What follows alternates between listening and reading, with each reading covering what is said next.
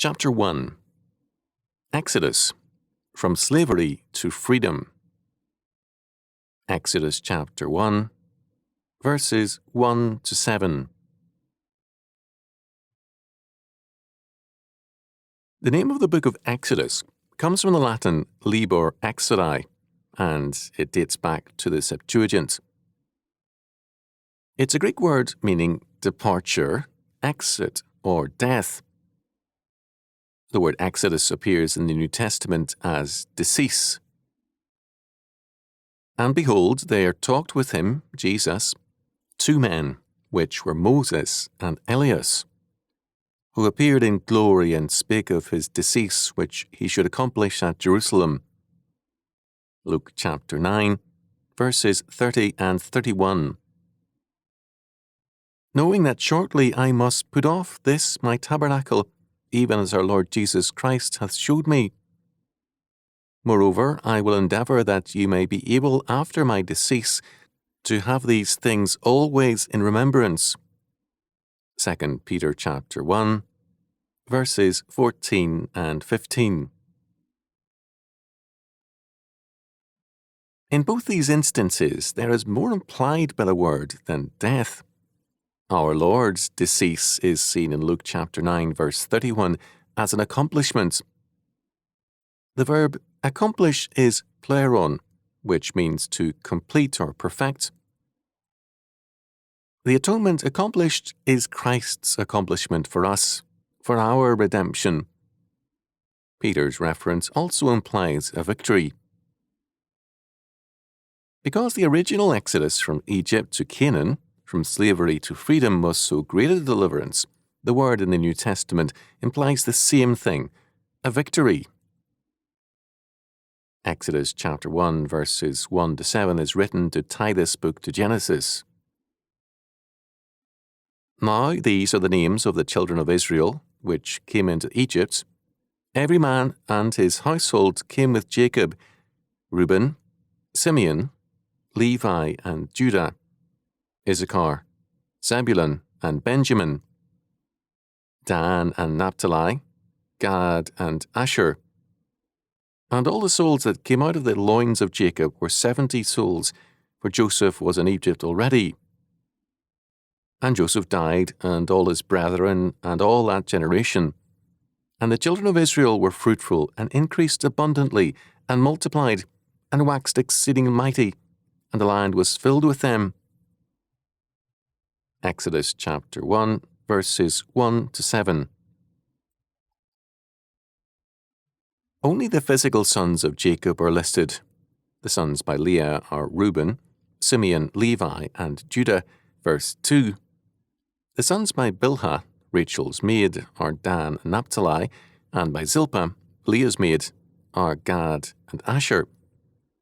Leah also bore Issachar and Zebulun, and Rachel bore Joseph and Benjamin. We are plainly told that these alone are the blood family of Jacob. In Genesis chapter 14, verse 14, we read that Abraham took 318 men of his household into battle, with perhaps another 300 older men remaining to care for Abraham's people and livestock, and another 300 to 400 young boys. Abraham had a household of about 1,000 males. This household increased substantially in the many years between Abraham, Isaac, Jacob, and the journey into Egypt. Only one daughter is named in the history of Jacob, Genesis chapter 30, verse 21, but we are told that there were others, Genesis chapter 46, verse 7. The 70 souls, verse 5, are thus the male heads of households, and Leah and Rachel, although dead, are also counted. In verse 1 we read, every man and his household, a term inclusive of all young males, females, servants, followers, and so on. We see also that those who came to Egypt were very numerous, and hence a separate area of Egypt was assigned to them, Goshen, Genesis chapter 47, verses 1 to 6. Thus, a very telling point is made. From its beginning, the chosen people, while initially descending from Abraham, was inclusive of far more than those of Abrahamic blood. Moreover, they are referred to by Moses as the children of Israel by the covenant name, not as the children of Jacob.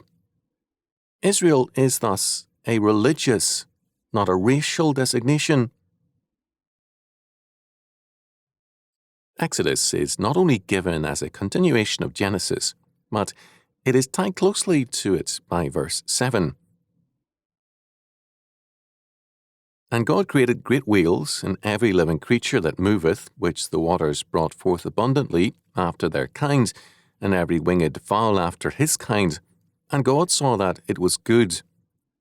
And God blessed them, saying, Be fruitful and multiply, and fill the waters in the seas, and let fowl multiply in the earth.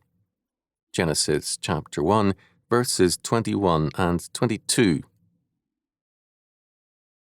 And the children of Israel were fruitful, and increased abundantly, and multiplied, and waxed exceeding mighty, and the land was filled with them. Exodus chapter 1, verse 7. As before the fall, covenant Israel is blessed with the same fertility that marked creation at the beginning, when all the earth was a part of the covenant. The first word in verse 1 is translated as now, but is literally and, to express a continuity with Genesis, and especially Genesis chapter 1, as we have seen, is echoed in verse 7. God's creation of all things continues in Exodus with the creation of a chosen people, their deliverance, and the giving of the law. All this is both a new creation and a regeneration. In verse 7, increased abundantly is literally swarmed. This was not a supernatural increase, but a blessed one. In Acts chapter 7, verse 14, Stephen refers to the sons of Israel as 75, whereas Moses gives 70, verse 5. This is because Joseph's children are counted, that is, Jacob's 3 grandsons and 2 great-grandsons. This variation makes clear that this count is of males, heads of households. All other males are subsumed under the heads, as are the women. The number 70 includes Leah and Rachel, together with Jacob, as a source of the 70. No other women are included in the number. As we have seen, Israel had a blessed fertility, as that. The land was filled with them, verse 7. It was precisely this blessing that led to the persecution. Egypt resented the increase and the prosperity of Israel. We are prepared by the statements for what is to follow. Because this is a fallen world, men resent and envy the success and prosperity of others. God's blessings create hostility in men. It is assumed that God's people have no right to anything but a subordinate and silent place. The revival of Christianity since the mid-70s of the 20th century has led to hostility, the persecution in courts of Christian schools, homeschools, churches, parents, and various Christian agencies.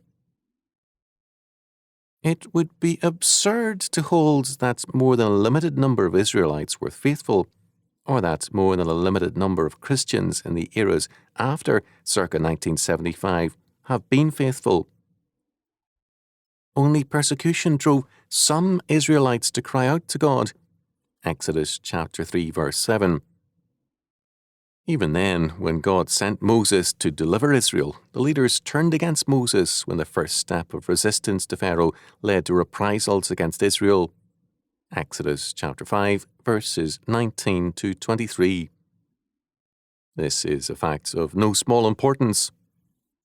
Israel was not delivered because of its merits or virtues, and in fact, Moses repeatedly makes clear how very difficult it was to help them. It was only God's sovereign and merciful covenant grace which redeemed them. This fact is stressed throughout Exodus. Israel comes through poorly, and this is intentionally shown. Moses wants no glory to accrue to man, himself included. It must be added that this story is a familiar one. In Elijah's day, his supporters were few. In the early church, as witness Athanasius, the church was as much his enemy as was the state. Matters are no different now. In history, the initiative and the merit are all God's, and his works of redemption are acts of grace.